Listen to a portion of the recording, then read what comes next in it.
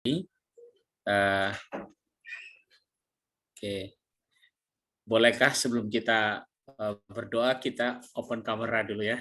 Kita foto duluan. Biasanya nanti lupa foto nanti di belakang.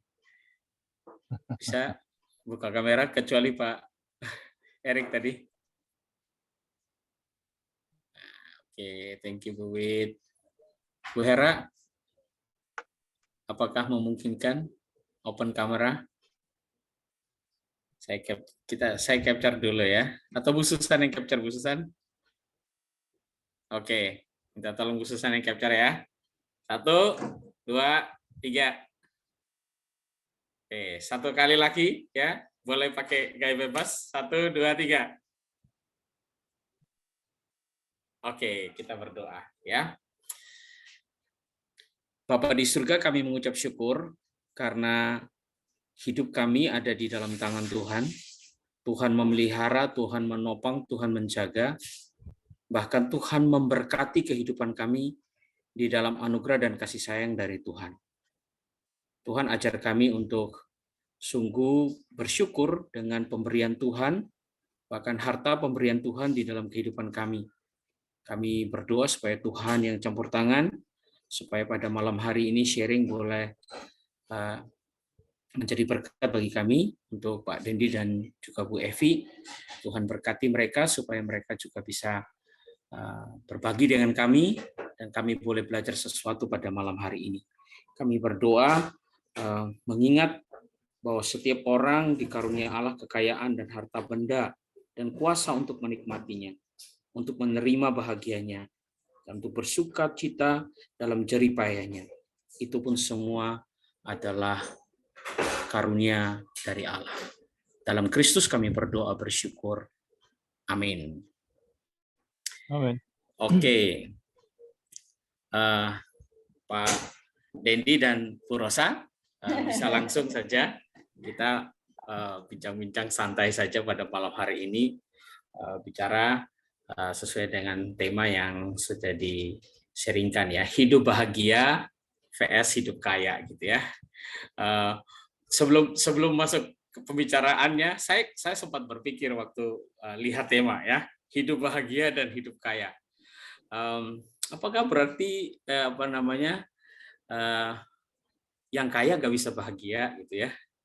Hidup kaya dan hidup bahagia kan harapannya kan gitu, kalau bisa hidup kaya hidup bahagia gitu kan ya mungkin dengan pernyataan saya di awal ini mungkin bisa jadi pembicaraan kita pada malam hari ini, yang saya pikir ini sesuatu yang menarik. Silakan Pak Dendi dan Bu Evi, boleh berbagi dengan kami. Terima kasih, selamat malam semuanya. Ya, mungkin ini tema ini sangat berat juga sebetulnya ya. Kita cuma sharing dan kita juga nanti mungkin berbagilah apa yang kita dapatkan. Mungkin kalau diperbolehkan kami untuk share screen. Boleh Pak, silakan.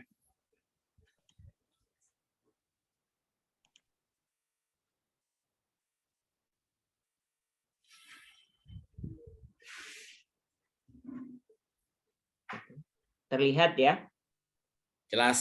Ya, hidup bahagia versus hidup kaya ya. Nah, Bu Evi akan mengulasnya, nanti mungkin saya akan juga menambahkan.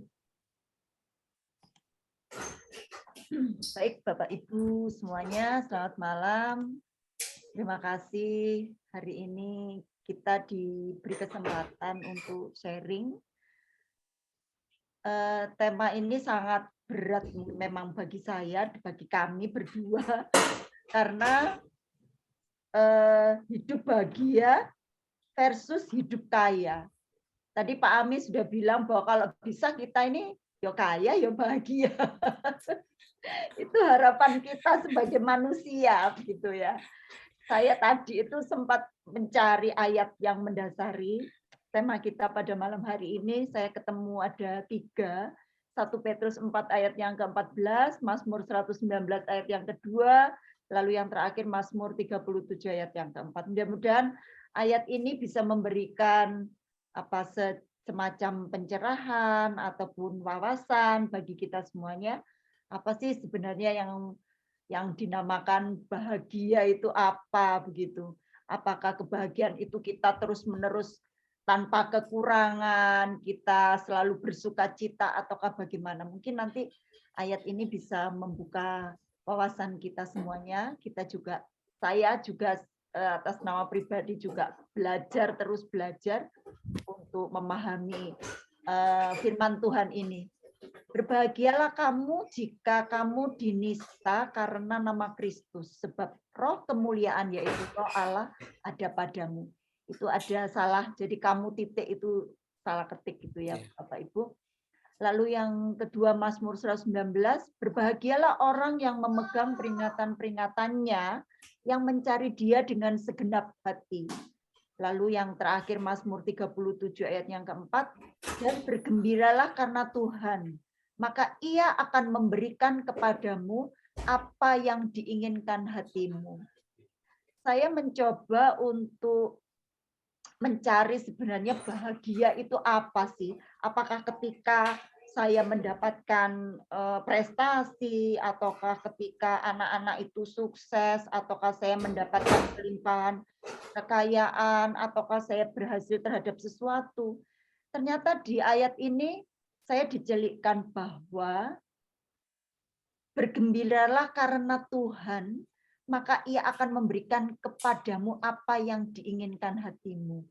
Jadi ayat ini mengatakan bahwa sumber kekuatan, sumber kebahagiaan kita adalah Tuhan, tidak ada yang lain.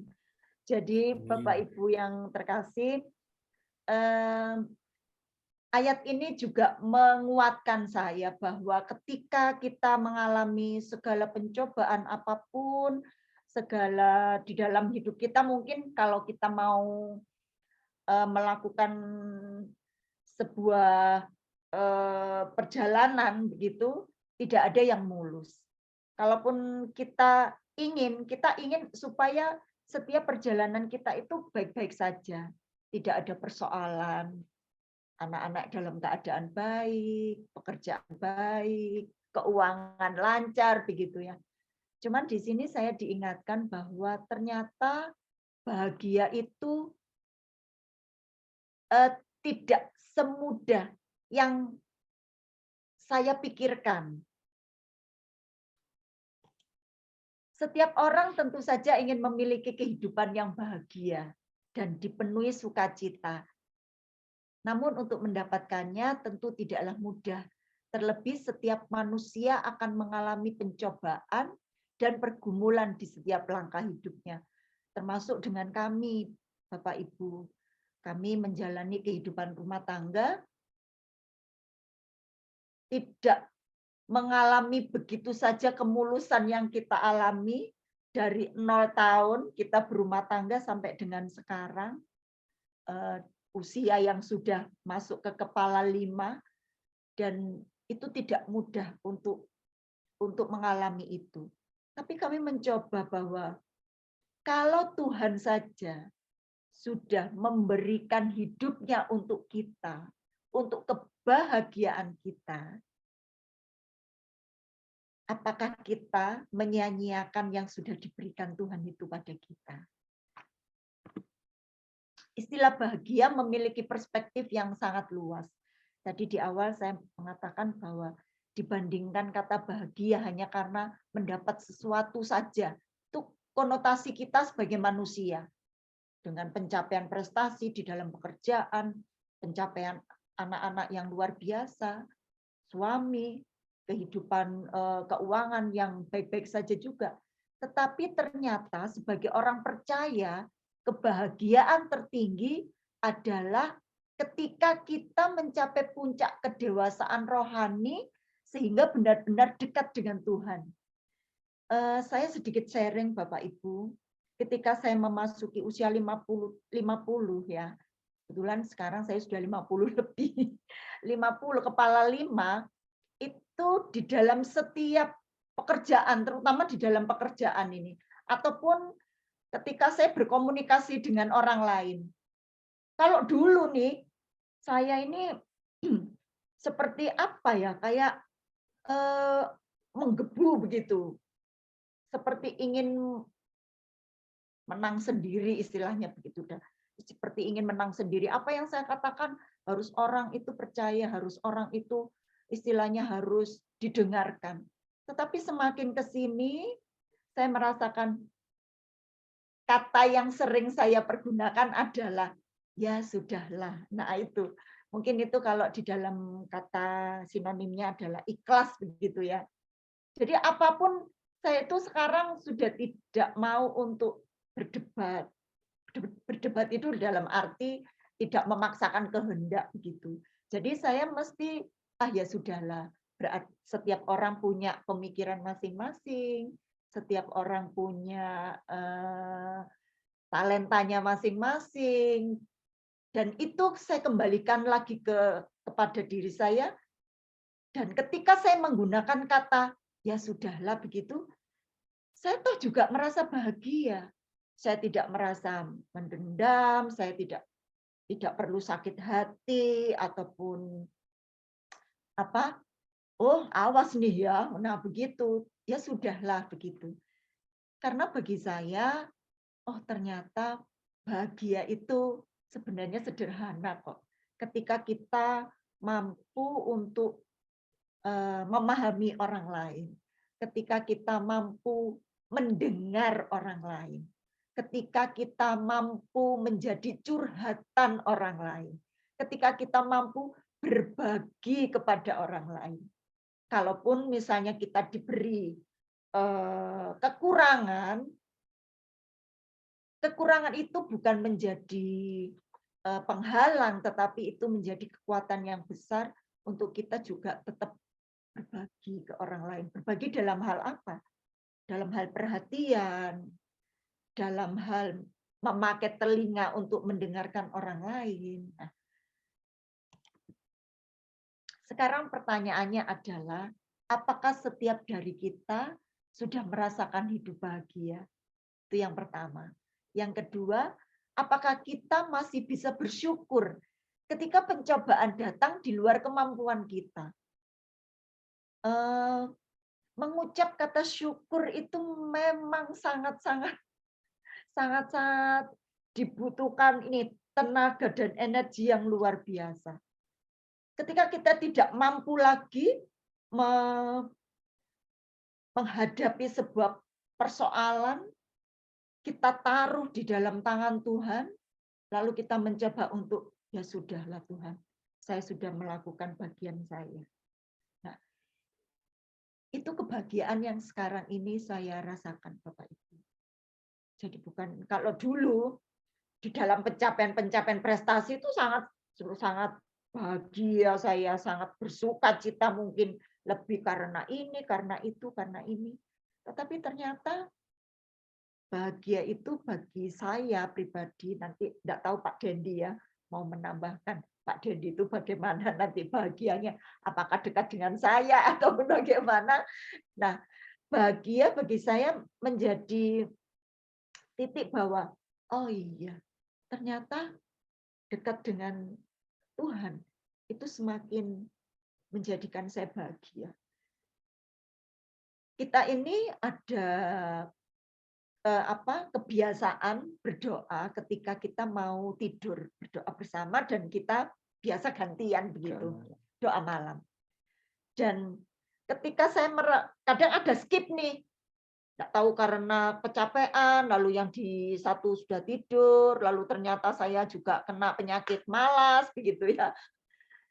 Besoknya saya langsung berpikir, Tuhan, mohon ampun karena kemarin saya lupa, saya lalai untuk melakukan kewajiban saya sebagai anak-anak-Mu untuk selalu bersyukur.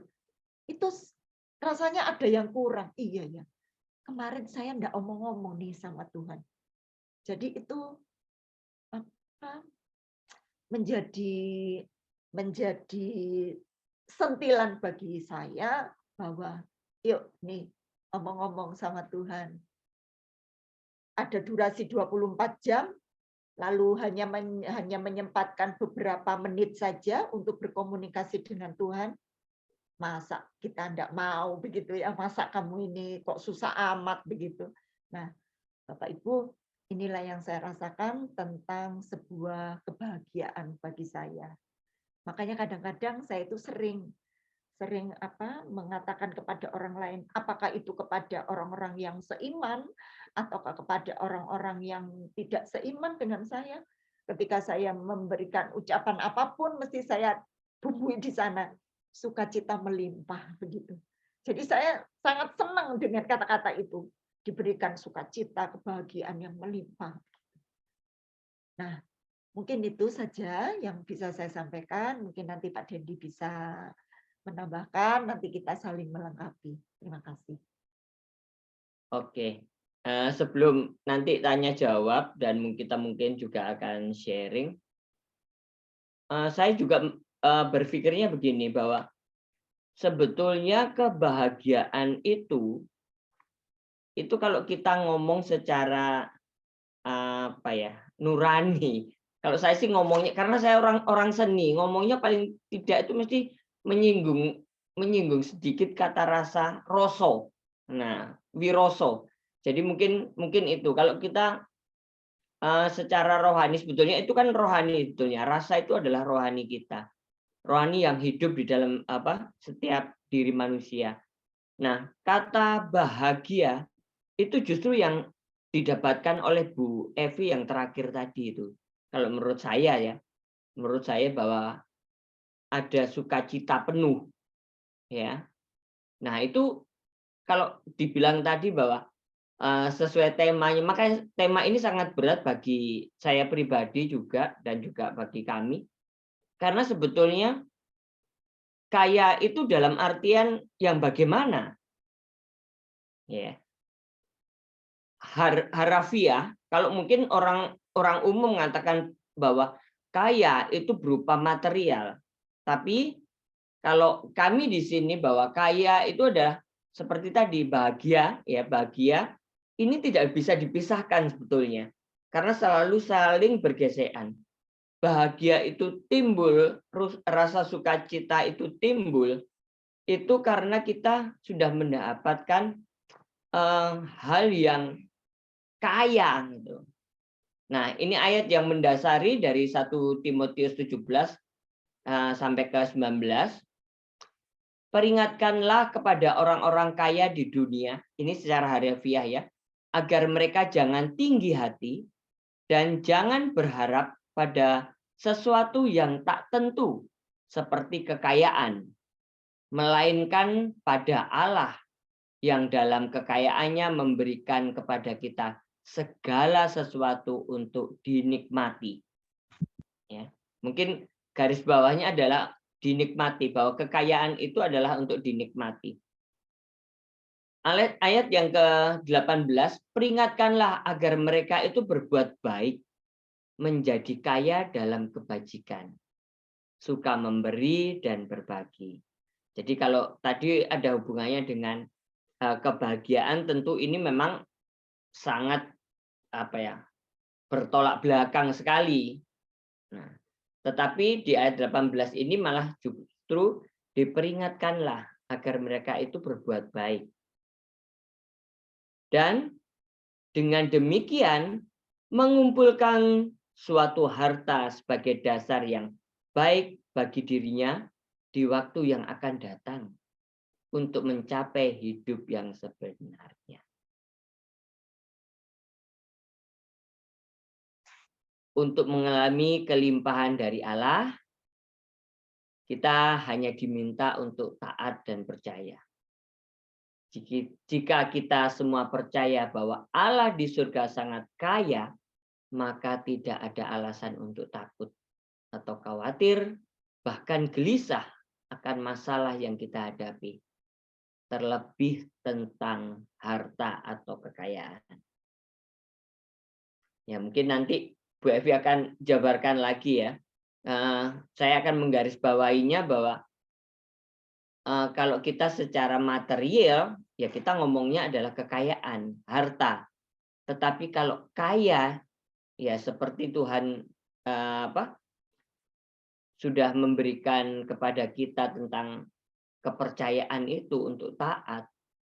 Buah-buah roh itu adalah kekayaan yang kita terima dari Tuhan sebetulnya. Baby, ada yang lain? Begini Bapak Ibu yang saya hormati, bahagia dan kaya. Jadi ketika ini ada judul versus begitu ya, saya menjadi sebenarnya ini bukan versus, tetapi ketika orang itu dilimpahi kekayaan, bisa jadi dia akan merasa bahagia begitu. Nah, sekarang kita akan balik kekayaannya yang bagaimana nih yang harusnya menjadi kebahagiaan bagi kita. Apakah kekayaan itu hanya berupa materi ataukah kedewasaan rohani itu tadi yang menjadikan kita bahagia. Nah, kalau menurut saya versus itu seperti lawan begitu ya. Padahal kalau menurut saya nih bukan lawan, tetapi karena kekayaan itulah kita akan menjadi bahagia. Tetapi yang dimaksud kekayaan di sini adalah kekayaan yang dari surga. Kita bisa punya rasa belas kasih, kita punya rasa berbagi. Nah, itu termasuk yang tadi dikatakan Pak Dendi, buah-buah roh itu. Nah, itu yang menjadikan kita sekarang menjadi hidup bahagia begitu, bukan karena kekayaan yang melimpah. Kekayaan penting, penting. Tadi di dalam ayat yang sebelumnya Tuhan juga tidak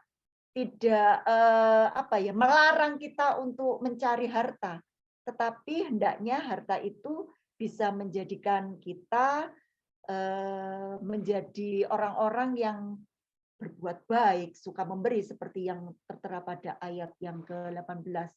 Nah, ini bagi kami adalah sebuah gandeng renteng katanya begitu. Kadang ketika kita melihat orang lain itu, orang itu kok bahagia ya hidupnya. Bapak Ibu, kadang-kadang kalau orang Jawa bilang itu kalau orang Jawa bilang itu bukan sawang sinawang. Nah, sawang sinawang kok orang itu bahagia ya. Kok hidupku begini aja ya. Nah, begitu. Sawang sinawang begitu. Nah, sekarang kita diingatkan oleh Tuhan bahwa sebenarnya kamu semua ini layak untuk hidup bahagia. Tetapi kebahagiaanmu ini kamu maknai yang seperti apa. Nah, begitu. Jadi Bapak Ibu, ini yang bisa saya sampaikan hari ini. Berdua mungkin nanti bisa tanya jawab, ataukah nanti tidak apa yang kita sampaikan itu juga menjadikan unek-unek Bapak Ibu juga. Oh, enggak begini Bu Evi, harusnya begini. Mungkin kita nanti bisa sharing dan kita diskusikan. Terima kasih untuk waktunya. Kiranya Tuhan Yesus memberkati. Amin. Wah, terima kasih nih Pak Dendi dan Bu Evi yang sudah berbagi dengan kami ya. Ada beberapa hal yang saya dapat itu ya. Yang pertama bahwa kebahagiaan itu berasal dari Tuhan ya. Bahagia itu harus di-sharingkan, dibagikan. Demikian juga dengan kekayaan. Kekayaan berasal dari Tuhan. Kekayaan itu dipakai untuk dinikmati gitu ya. Dan kemudian ya menjadi berkat bagi orang lain ya. Menjadi saluran berkat. Nah, ini asik nih gitu ya. Kalau kita saya baca di Pengkhotbah ya Bu Evi sama Pak Dendi, di situ dikatakan Pengkhotbah 6 ayat yang kedua dikatakan orang yang dikaruniai Allah kekayaan harta benda dan kemuliaan sehingga ia tidak kekurangan sesuatu pun yang diingininya, tetapi orang itu tidak dikaruniai kuasa oleh Allah untuk menikmatinya, melainkan orang lain yang menikmatinya. Itu pun kesia-siaan. Jadi tadi benar yang di Timotius itu mengatakan bahwa ya Allah memberikan kekayaan untuk dinikmati dan untuk di-sharingkan kepada orang lain, ya dibagikan menjadi berkat bagi orang lain. Apa gunanya kekayaan yang begitu banyak tetapi hanya untuk diri sendiri begitu ya. Nah, justru di situ bisa menjadi letak kebahagiaan kalau menurut saya. Berbagi itu menjadi letak kebahagiaan dari orang itu. Dan itu pun saya yakin Tuhan yang memberikannya gitu ya. Ini pendapat saya ya. Nggak tahu mungkin yang lain dari pengalaman Pak Paul mungkin atau Pak Ari, Pak Erik, Bu Mega, Bu Marsha, Bu Susan, boleh silakan berinteraksi pada malam hari ini ya. Saya pikir ini hal yang baik untuk kita sama-sama pikirkan dan pertajam supaya bisa menjadi berkat dalam hidup kita. Bagus juga tadi dikatakan ya, kekayaan dan bahagia itu nggak perlu dipertentangkan. Thank you Bu Evi. Ini Pak Paul mungkin mau bicara sesuatu, silakan. Ya, menarik yang Pak Dendi dan Bu Evi bagikan tadi ya. Terima kasih. Kalau kita lihat dari ayat yang Bu Evi tadi bagikan, Bu Evi ambil dari Mazmur. Ya, Mazmur Daud. Kita tahu Daud itu siapa kan? Dia seorang raja. Kalau kita berbicara kekuasaan, status sosial, ya, dia tidak kekurangan apapun, bahkan berlimpah-limpah. Ya, istri juga cukup berlimpah, gitu ya. Tapi yang dia katakan, kebahagiaan dia itu ada di saat dia menghayati dan menghidupi perintah-perintah Allah. Ya, kebahagiaan dia ada ketika dia berelasi dengan Allah. Dia tidak berpikir tentang kekayaannya. Dia menulis ketika dia belum menjadi raja sampai dia menjadi raja. Kebahagiaannya adalah relasinya dia dengan Allah itu. Salomo dengan segala kelimpahan duniawinya, orang sudah tidak bisa ngitung lagi kalau mau berbicara harta, mau berbicara kuasa, mau berbicara, ya kalau kebahagiaan itu ada di harta, ya dia sudah tidak butuh apa-apa lagi. Tapi dia katakan semuanya sia-sia. Dan di akhir hidupnya dia menulis pengkhotbah itu. Dan itu penuh dengan kesia-siaan dalam hidup duniawi. Nah, kita maju lagi ke perjanjian baru. Rasul Paulus mengatakan, ingatkan orang-orang kaya. Dia punya alasan untuk berbicara itu. Karena dia seorang yang kaya pada dasarnya. Dia orang terpandang di kalangan Yahudi. Jabatannya tinggi. Itu jabatan seperti sekarang itu DPR, Sanhedrin. Tidak main-main itu. Status sosial, kuasa, materi, dia tidak butuh apa-apa. Dia bilang itu semua sampah kalau saya bandingkan dengan pengenalan akan Kristus dan persekutuan di dalam penderitaannya. Bayangin. Relasi dengan Kristus sekalipun dia harus menderita itu adalah jauh lebih indah dan berbahagia daripada yang lain. Kita kenal Yusuf Arimatea, orang kaya. Dia tidak butuh apa-apa juga. Tapi dia putuskan untuk mengikut Kristus. Dia akan terancam, kekayaannya akan terancam, status sosialnya pasti terancam. Mungkin keluarganya bisa menolak dia juga. Nikodemus juga. Mereka mengambil semua risiko bahkan kehilangan komunitas, kehilangan semua yang mereka miliki. Dan mereka putuskan untuk mengikut Kristus. Padahal saat itu, yang namanya pengikut Kristus itu risikonya begitu besar. Apa itu kebahagiaan? Ketika mereka bisa punya relasi dengan Kristus. Nggak peduli orang kaya atau orang miskin atau orang menengah, sepanjang mereka punya relasi dengan Kristus, itulah sebetulnya kebahagiaan. Kan itu. Saya kenal seorang wanita muda, ya, usianya mungkin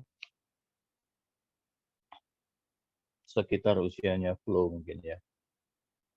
Dia dulu seorang Muslim. Lalu dia mendengar tentang Yesus itu lewat radio. Dia putuskan untuk datang ke gereja dan minta dibaptiskan. Di GKI Gejayan, Jogja. Begitu dia menyatakan dia mengikut Kristus, dia diusir sama keluarganya, keluar dari rumah. Kalau dia keluar dari rumah tidak ada penghasilan, maka dia akan putus sekolah. Dia ambil risiko itu. Beberapa teman di GKI Gejayan menolong dia dengan memberikan tempat tinggal dan pekerjaan sehingga dia bisa melanjutkan sekolahnya. Dia memutuskan itu semua tanpa punya bayangan apa yang ada di depan. Dia kehilangan semua. Tapi di situ Tuhan Yesus berikan keluarga yang baru. Ya, saya tidak berbicara selanjutnya bahwa dia sekarang memang secara materi cukup baik. Ya, dia bisa dia mendapat beasiswa sampai ke Amerika, bisa melanjutkan studi sampai S2 di sana dan berkeluarga di sana. Tapi itu kan sesuatu yang dia tidak punya bayangan sebelumnya. Ketika dia memutuskan untuk mengikut Kristus, dia tidak punya bayangan itu. Dia ambil semua risiko.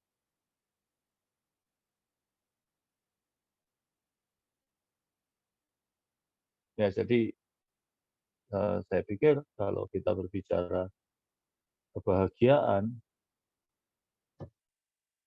saya setuju dengan ayat-ayat yang tadi Bu Evi dan Pak Dendi bagikan.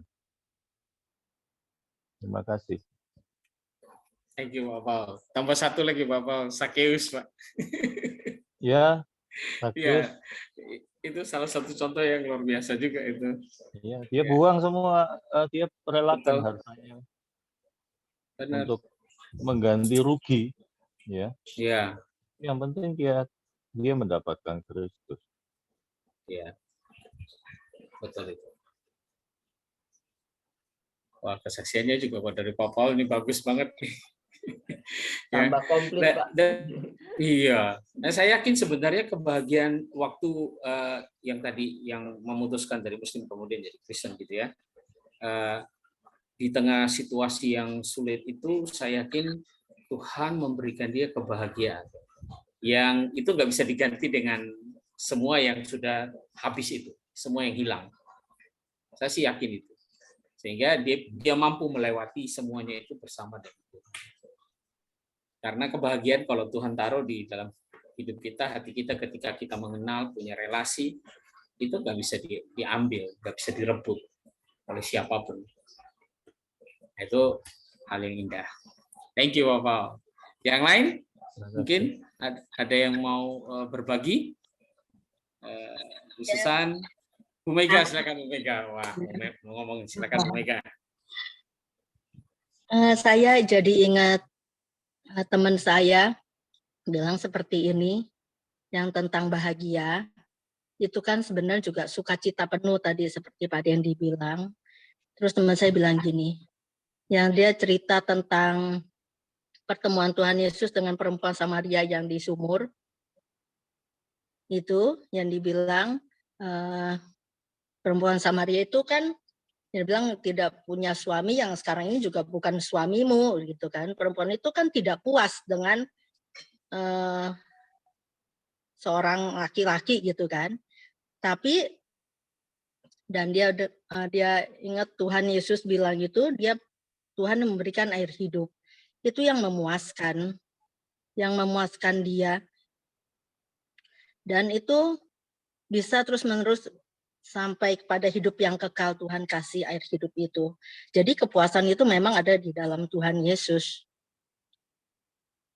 Seperti kita lihat itu konglomerat juga ada yang bunuh diri, biarpun kaya juga mereka nggak puas, mereka nggak bahagia.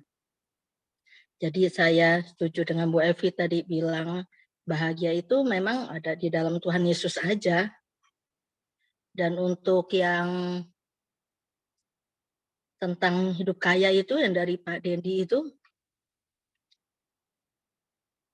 ya itu kita diberi Tuhan kekayaan itu, puji Tuhan. Tapi Tuhan kan pasti ada sesuatu diberikan seperti itu, yang seperti tadi dibilang itu. Kita harus memberi kebajikan, memberi orang kesusahan, dan itu juga untuk hidup yang kekal juga, untuk membangun rumah di sorga ya, kalau dibilang seperti itu, untuk menata. Jadi kita semua yang Tuhan beri itu pasti kita bisa memegang perintah Tuhan juga, seperti Tuhan bilang.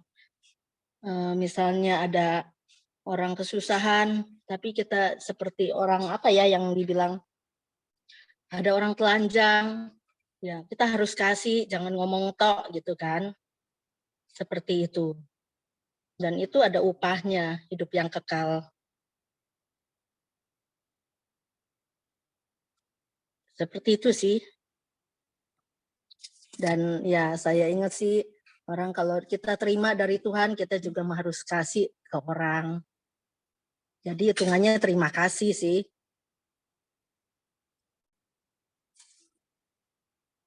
Ya itu aja sharing dari saya. Thank you. Oke, thank you Bu Mega. Terima dan kasih ya gitu ya. Thank you Bu Mega. Oke. Bu Susan, mau berbagi Bu Susan? Silakan. Ya, memang seperti yang disampaikan Pak Dendi dan Bu Evi, bahwa tema ini adalah tema yang sulit karena dibandingkan. Gitu. Tapi saya setuju dengan apa yang disampaikan oleh Bu Evi dan Pak Dendi, bahwa sumbernya adalah kembali pada Tuhan. Jadi ukurannya bukan memakai standar kita, bukan pakai standar dunia, tetapi standar yang digunakan adalah standarnya Tuhan, gitu. Kaya, bahagia, gitu. Nah, seringkali kita ini kan tergoda untuk memakai standar manusia atau standar orang lain, sehingga ada ketidakpuasan, ada perasaan bahwa kurang, gitu ya, bahagianya kurang, kemudian kurang kaya, karena yang dipakai adalah standar membandingkan dengan diri sendiri dan orang lain, bukan memakai standar Tuhan. Ya, kadang kita nggak nyadari bahwa ternyata Tuhan itu di dalam hidup ini selalu menyediakan, ya. Kalau kita ingat doa Bapa kami itu kan, berikanlah makanan kami yang secukupnya. Kata secukupnya ini kalau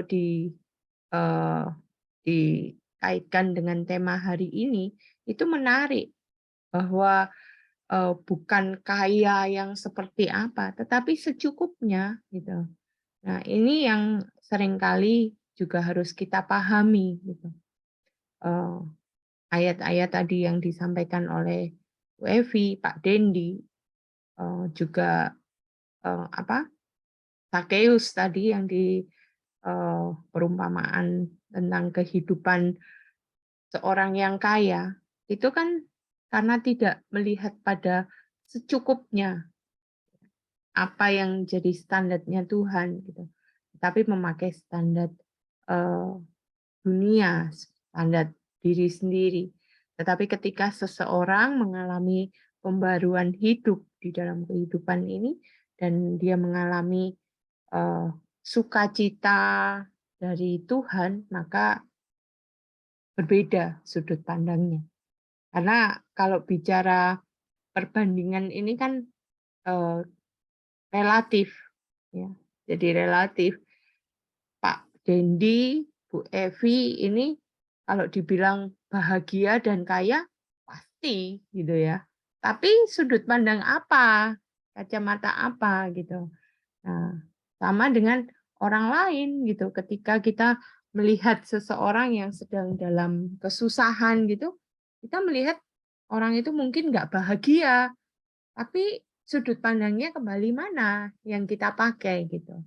Jadi ini bicara hal yang sangat memang sulit karena memakai sudut pandang, tetapi sekali lagi kita menggunakan sudut pandang patokannya dari Tuhan gitu.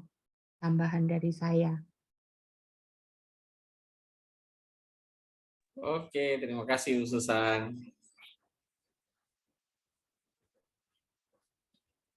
Yang lain?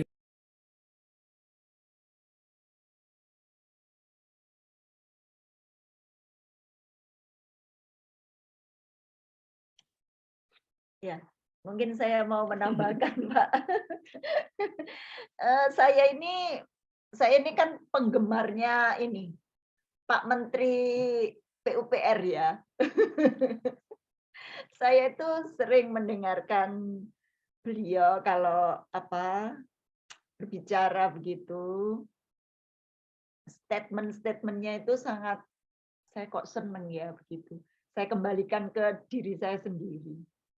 Kebetulan saya ini kan seorang pendidik, guru, yang saya hadapi dengan berbagai anak yang luar biasa macamnya. Dulu ketika saya masih muda nih, jadi guru awal-awal, itu kan idealis begitu. Pingin jadi ini, pingin jadi itu, dan seterusnya. Tapi senyaman kesini itu, saya mulai melabeli diri saya sendiri nih, saya kembali ke saya sendiri. Makanya tadi Cik Sus bilang, dari sudut pandang mana kebahagiaan itu. Setuju banget saya. Sekarang ini saya melabeli diri saya ketika saya mengajar, itu saya mesti bilang begini, Tuhan, ini adalah pengabdian saya, begitu. Jadi di sini saya seperti guru itu bukan sebagai pekerjaan. Kalau pekerjaan saya ingin upah nih, upah dan seterusnya. Tetapi saya ingin merubah mindset saya bahwa Tuhan ini pengabdian saya. Nah, itu. Jadi itu menjadi kebahagiaan tersendiri bagi saya. Saya pikir itu yang ingin saya tambahkan. Terima kasih. Kalau bahasa hamba Tuhan bilang itu panggilan saya, Bu. Mengajar itu panggilan, ya. Dan itu menjadi sebuah sukacita tersendiri untuk kita melakukannya, ya, gitu ya. Benar, sebelum saya pensiun bukan untuk gitu, cari Pak, ya. cuan gitu kan. Ya, kalau dulu kerja ngelesi dan seterusnya begitu. Sekarang ini sudah, ini pengabdian saya Tuhan. Sebelum saya memasuki masa pensiun begitu, saya masih diberi kesempatan nih untuk mengabdi begitu. Ingin menata, sebenarnya ini yang diminta Tuhan seperti ini begitu. Pensiun masih lama sih juga. Terima kasih. Oke, terima kasih. Dari rekan-rekan yang lain mungkin ada yang mau menyampaikan sesuatu, mungkin dari Pak Ari, pengalaman Iya, Pak Ami. Silakan. Wah, ini dengar suaranya Pak Ari nih. Silakan Pak Ari. Ya, terima kasih, saya off cam ya, soalnya enggak. Gak apa-apa. Ya, sudah beberapa kali saya terjebak keluar tadi. Iya, kebahagiaan adalah, kekayaan adalah, waduh, kita punya berbagai macam sisi untuk mendefinisikan, menerjemahkan, ya. Masing-masing kita punya persepsi yang berbeda-beda dalam situasi dan pengalaman ada. Ya, tadi sudah dipaparkan banyak dari Bu Evi, Pak Dendi, Pak Paul, semuanya sudah memberikan penguatan-penguatan, memberikan makna-makna yang kita tentu menyepakati. Pengalaman saya gini, saya ingin merumuskan yang gampang untuk menerjemahkan kepada saya sendiri. Ya, saya tidak bermaksud untuk mempertentangkan saya suruh milih mana, enggak dua-duanya. Tapi berprinsip gini aja, tadi bahagia itu kalau kita bisa memberi, sudah itu dulu yang sederhananya. Karena dengan memberi, ya tadi Bu Mega sempat menyinggung juga, kita menerima ya sewajarnya kita memberi. Di situ kita banyak hal dan kita bisa merasakan bersyukur kita mendapat sesuatu dan bersyukur kita bisa memberikan sesuatu. Itu sih Pak Ami. Ya, terima kasih. Tadi pengalaman-pengalaman yang banyak dan luar biasa, contoh Alkitabnya lengkap. Terima kasih. Thank you Pak Ari untuk sharingnya. Apakah masih ada yang lain? Pak Erik mungkin mau bicara? Silakan. Boleh Pak. Maaf saya off cam ya Pak ya. Oke.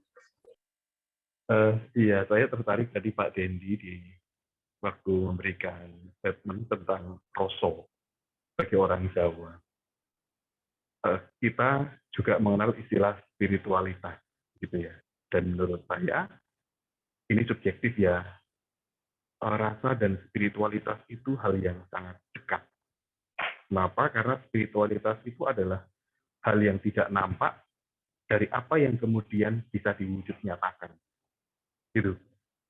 Jadi kalau spiritualitas kita boleh ngomong imannya, kemudian tindakan iman itu adalah wujud nyata dari spiritualitas. Nah, orang Jawa itu, ya saya orang Jawa ya, itu apa-apa selalu menggunakan dari sudut pandang kroso.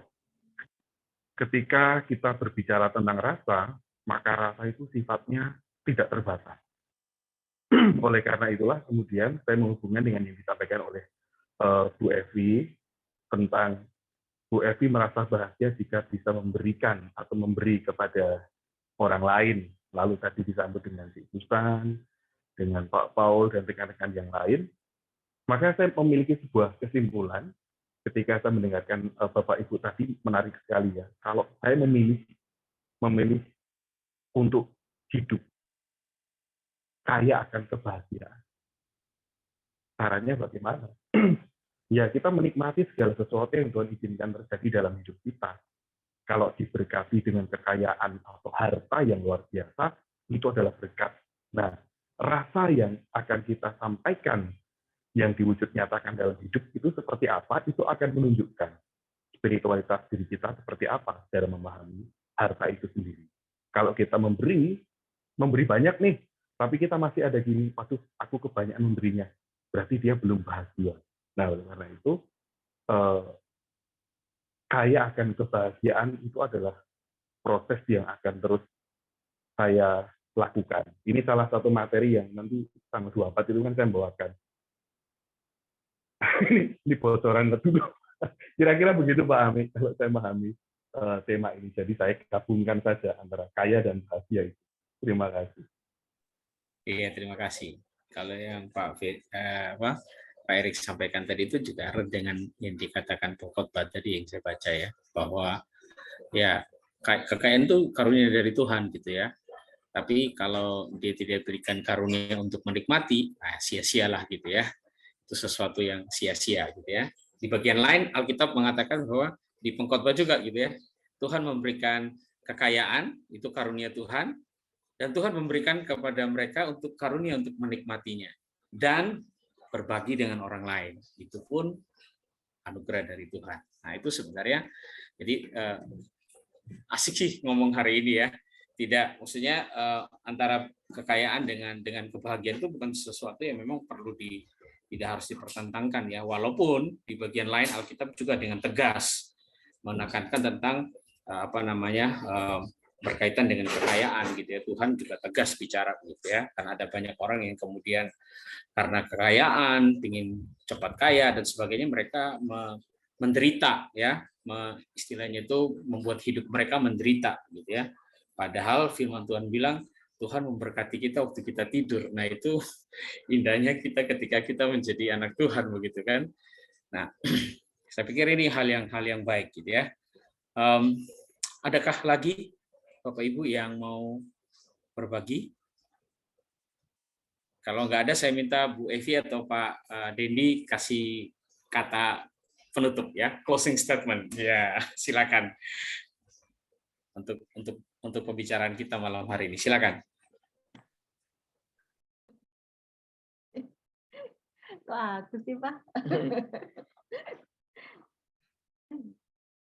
Apa ya closing statement-nya? Ya, kebahagiaan ataupun kekayaan itu merupakan berkat dari Tuhan. Jadi apa yang sudah kita terima selayaknya kita berikan. Kekayaan dalam artian banyak sekali. Sukacita, melayani, ya harta kalau memang dia punya talenta harta yang Tuhan berikan melalui hartanya. Kalau kita melalui mungkin pekerjaan kita, ya kita lakukan itu dengan penuh sukacita. Demikian. Thank you Pak Dendi untuk berbaginya malam hari ini ya. Wah, saya senang sekali ya Pak Dendi, Bu Evi sudah sharing dengan kita malam hari ini. Juga teman-teman lain yang sudah berbagi, Pak Paul, Pak Ari, Bu Susan, Pak Erik, Bu Mega, dan juga semua yang hadir pada malam hari ini. Saya pikir ini pembicaraan yang boleh menguatkan kita ya, menyemangati kita untuk kita bisa terus menjadi pribadi-pribadi yang tentu penekanan penting tadi itu memiliki relasi dengan Tuhan gitu ya. Itu sumber dari semuanya gitu ya. Berkat, kebahagiaan, kalau kita nggak punya relasi itu sia-sia gitu ya. Itu yang kita bicara pada malam hari ini. Nah, sebelum kita menutup pertemuan kita malam hari ini, minggu depan itu tanggal 25, temanya adalah apakah kamu sudah mengenal Tuhan? Yang akan menyampaikannya adalah Pak Erik ya. Jadi kita sudah 20 tahun, 30 tahun di gereja, benar nggak kita kenal Tuhan ya? Atau kita hanya kenal teman duduk kita gitu ya, atau teman bergereja kita ya? Kita nggak pernah kenal Sang Pemberi hidup. Nah, itu kan bahaya gitu ya. Nah, saya pikir itu hal yang baik ya. Semoga minggu depan kita bisa kumpul bersama, hadir, dan kita bisa mengikuti PTM. Oke, Bapak Ibu, kita akan menutup pertemuan kita malam hari ini. Mari kita berdoa. Tuhan yang baik, sumber pemberi hidup, pemberi berkat, bahagia dan sukacita serta kekayaan. Kami bersyukur karena kami punya Tuhan yang kaya,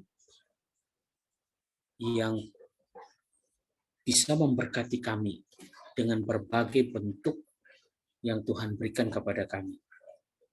Entah itu kekayaan secara harafiah, entah itu kekayaan di dalam berbagi dengan sesama di dalam kehidupan sosial kami, entah kami menjadi pribadi-pribadi di dalam pekerjaan kami masing-masing, kami boleh menjadi pribadi yang berbahagia, sekaligus menjadi pribadi yang kaya di dalam kehidupan kami, dalam iman, dalam kepercayaan kami, dalam kasih kami, berbagi dengan sesama. sehingga mereka merasakan kasih Tuhan. Mereka juga bisa merasakan sukacita dan kebahagiaan yang kami rasakan, sehingga mereka boleh juga mengenal Tuhan, Sang Pemberi berkat itu. Ajar kami Tuhan, bukan hanya sekedar kami pingin berkat Tuhan, tetapi pingin kekayaan, pingin kebahagiaan, tetapi yang terpenting dari itu Tuhan berikan kami hati yang mau terus membangun sebuah relasi dengan Tuhan, hubungan dengan Tuhan. Tanpa itu, semuanya akan sia-sia. Terima kasih Tuhan, kami bersyukur untuk PTM malam hari ini. Tuhan berkati dan Tuhan tolong kami. Dalam Kristus kami berdoa bersyukur. Amin. Amin.